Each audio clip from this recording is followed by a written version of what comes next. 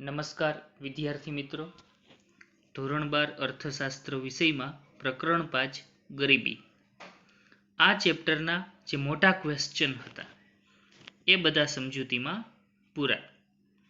હવે આપણે પ્રશ્ન 13માં ટૂંકમાં ઉત્તર આપવા માટેના પ્રશ્નો જોવાના છે. 2 માર્કમાં પૂછાય એવા પ્રશ્નો. નીચેના પ્રશ્નોના ટૂંકમાં ઉત્તર આપો. પહેલો ક્વેશ્ચન, સ્વર્ણ જયંતી ગ્રામ સ્વરોજગાર યોજનામાં કઈ 6 યોજનાઓનું વિલીનીકરણ કરવામાં આવ્યું છે? કઈ 6 યોજનાઓનો સમાવેશ કરવામાં આવ્યો છે? બધાને ખ્યાલ છે, જ્યારે આપણે ભારત સરકાર દ્વારા ગરીબી ઘટાડવા માટે અમલમાં મૂકવામાં આવેલ રોજગારલક્ષી કાર્યક્રમોની વાત કરતા હતા ત્યારે આપણે આ વાત જોઈ ગયા. SJSY સ્વર્ણ જયંતી ગ્રામ સ્વરોજગાર યોજના. આ યોજના ક્યારે શરૂ કરવામાં આવી છે? તો કે 1 એપ્રિલ 1999 થી. અગાઉની 6 યોજનાઓનો સમાવેશ કરી આ યોજના શરૂ કરવામાં આવી છે. ગ્રામીણ વિસ્તારમાં ગરીબ લોકોને સ્વરોજગારી માટેની તકો પૂરી પાડવા માટે આ યોજના શરૂ કરવામાં આવી છે. અગાઉની કેટલી યોજનાઓનો સમાવેશ કરીને? તો કે અગાઉની 6 યોજનાઓનો સમાવેશ કરી આ યોજના શરૂ કરવામાં આવી છે. કઈ 6 યોજના? તો કે પહેલી IRDP integrated rural development programme એટલે કે સંકલિત ગ્રામ વિકાસ કાર્યક્રમ. બીજી TRYSEM TRYSEM training of rural youth for self employment ગ્રામીણ યુવકોને સ્વરોજગારી માટેની તાલીમ આપતી યોજના. ટ્રેનિંગ એટલે તાલીમ, ઓફ રૂરલ યુથ એટલે કે ગ્રામીણ યુવકોને, ફોર શેના માટે? તો કે સેલ્ફ એમ્પ્લોયમેન્ટ સ્વરોજગારી માટે. ત્રીજી DWCRA development of woman and children in rural areas ગ્રામીણ વિસ્તારની મહિલાઓ અને બાળકોના વિકાસ માટેની યોજના.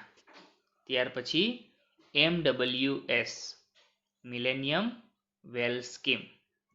મિલેનિયમ એટલે 10 લાખ, વેલ એટલે કુવા, સ્કીમ એટલે યોજના. ત્યાર પછી GKY ગંગા કલ્યાણ યોજના.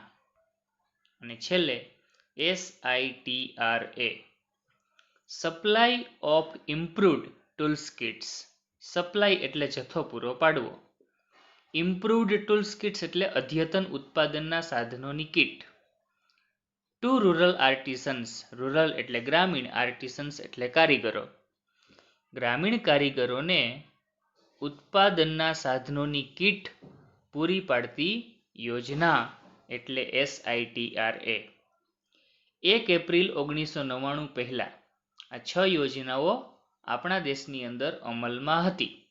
આ 6 યોજનાઓનો સમાવેશ કરી 1 એપ્રિલ 1999 થી સ્વર્ણ જયંતી ગ્રામ સ્વરોજગાર યોજના શરૂ કરવામાં આવી છે. 2 માર્કમાં ક્વેશ્ચન પૂછાય તો શોર્ટ ફોર્મ અને એનું ગુજરાતી આ રીતે લખીએ તો પણ ચાલે. IRDP ડેશ કરી અને સંકલિત ગ્રામ વિકાસ કાર્યક્રમ એટલું લખીએ તો પણ ચાલે. પછી ઇંગ્લિશ ફૂલ ફોર્મ લખવાની જરૂરિયાત નથી. જો 1 માર્કમાં ફૂલ ફોર્મ પૂછાય તો જ આપણે ઇંગ્લિશ ફૂલ ફોર્મ પૂરું લખવું પડે. IRDP, ટ્રાઇસેમ, DWCRA આ બધાના ફૂલ ફોર્મ પૂછાઈ શકે. આપણે સ્પેલિંગ વ્યવસ્થિત રીતે યાદ રાખવા પડે. બીજો ક્વેશ્ચન, ગરીબી રેખાનો આવક અભિગમ સમજાવો. જોઈએ, ગરીબી રેખાનો આવક અભિગમ કોને ગણશું? બધાને ખ્યાલ છે કે જીવન જરૂરી ચીજવસ્તુઓ અને સેવાઓ ખરીદવા માટે નક્કી કરવામાં આવેલ આવક કે ખર્ચની લઘુત્તમ સપાટી એટલે ગરીબી રેખા. જીવન જરૂરી ચીજવસ્તુઓ અને સેવાઓ ખરીદવા માટે નક્કી કરવામાં આવેલ આવક કે ખર્ચની લઘુત્તમ સપાટી એટલે ગરીબી રેખા. ગરીબી રેખા દ્વારા જે કાંઈ આવક અને ખર્ચની લઘુત્તમ સપાટી નક્કી કરવામાં આવી છે એનાથી પણ ઓછી આવક ધરાવતો વર્ગ કે ઓછો ખર્ચ કરનાર વર્ગ આવક અભિગમ મુજબ ગરીબ ગણાય. આમ ગરીબી એક અભાવની સ્થિતિ છે. જે વ્યક્તિ ગરીબ હોય એ વ્યક્તિ અભાવની સ્થિતિમાં જીવતો હોય, બધું જ ઘટતું હોય. ભારતમાં ગરીબી રેખા નક્કી કરવા માટે લઘુત્તમ કેલરી પ્રાપ્ત કરવા માટે ખોરાક પાછળ થતો લઘુત્તમ વપરાશી ખર્ચ ધ્યાનમાં લેવાયો છે.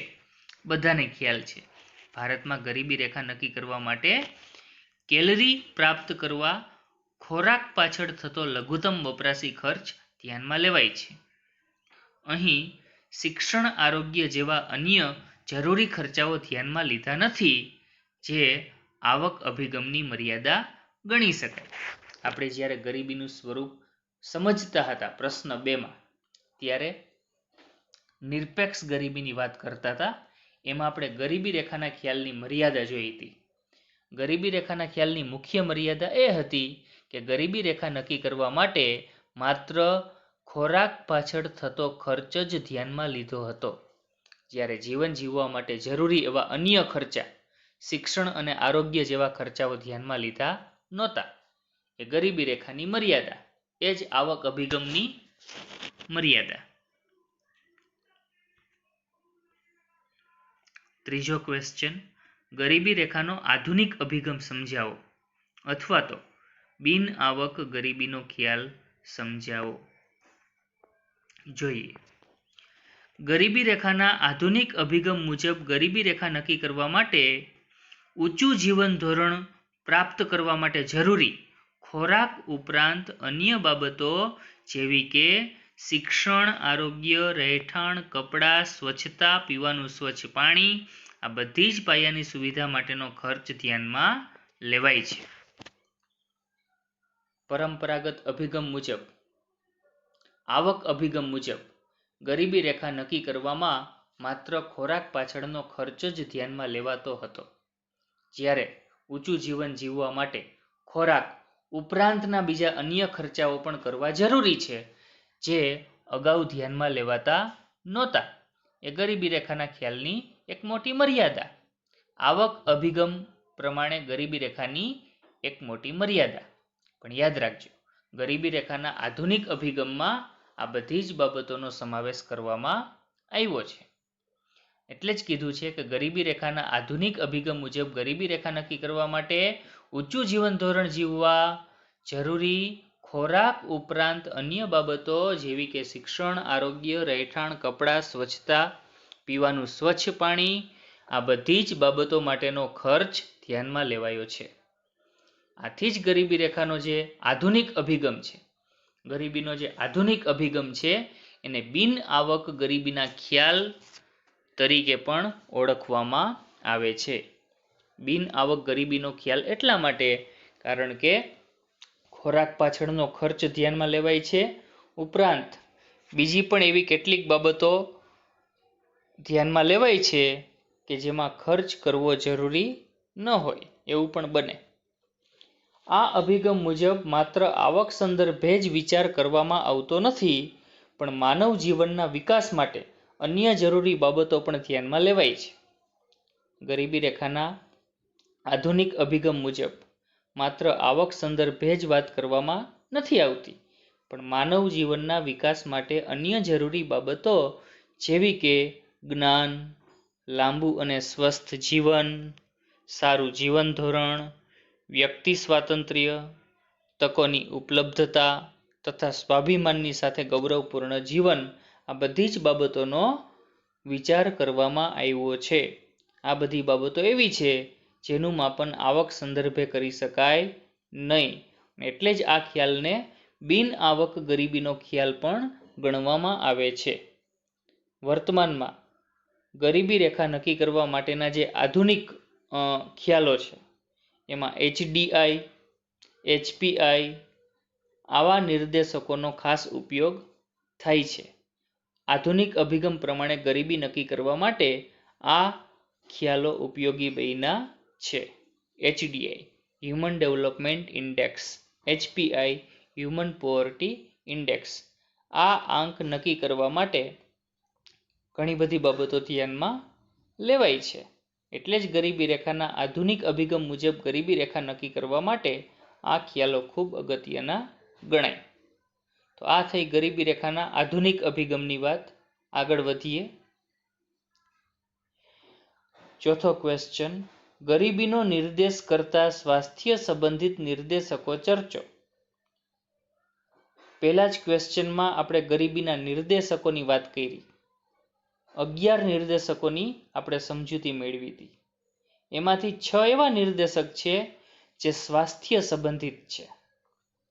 તમને એવું પૂછાય 5 માર્કમાં કે ગરીબીનો નિર્દેશ કરતા સ્વાસ્થ્ય સંબંધિત નિર્દેશકોની સમજૂતી આપો, તો ત્યાં તમારે આ 6 મુદ્દાઓની સમજૂતી આપવાની થાય. જો 5 માર્કમાં એમ પૂછાય કે ગરીબીનો નિર્દેશ કરતા નિર્દેશકો સમજાવો, તો એમાં પણ આ 6 મુદ્દાની સમજૂતી લખી નાખીએ તો પણ ચાલે. કુપોષણનું પ્રમાણ, અપેક્ષિત આયુષ્ય અને બાળ મૃત્યુ દર, તબીબી સગવડો, પીવાનું પાણી, શૌચાલયની સુવિધા અને રહેઠાણ. આ 6 એવી બાબત છે જે સ્વાસ્થ્ય સંબંધિત નિર્દેશકો ગણાય. ગરીબીનો નિર્દેશ કરતા સ્વાસ્થ્ય સંબંધિત નિર્દેશકો. ત્યાર પછીનો ક્વેશ્ચન છે 5મો, લોરેન્જ વક્ર અને ગિની ગુણાંક સમજાવો. બધાને ખ્યાલ છે કે આપણે જ્યારે સાપેક્ષ ગરીબીની વાત કરતા હતા ત્યારે એવું કીધું હતું કે સાપેક્ષ ગરીબી માપવા માટેની મુખ્ય પદ્ધતિઓ 3 છે. આવક જૂથોની રચના કરવી, લોરેન્જ વક્ર અને ગિની ગુણાંક. તો અહીં આપણે લોરેન્જ વક્ર અને ગિની ગુણાંકનો અર્થ સમજવાનો છે. તો સૌથી પહેલા લોરેન્જ વક્ર કોને કહેશું?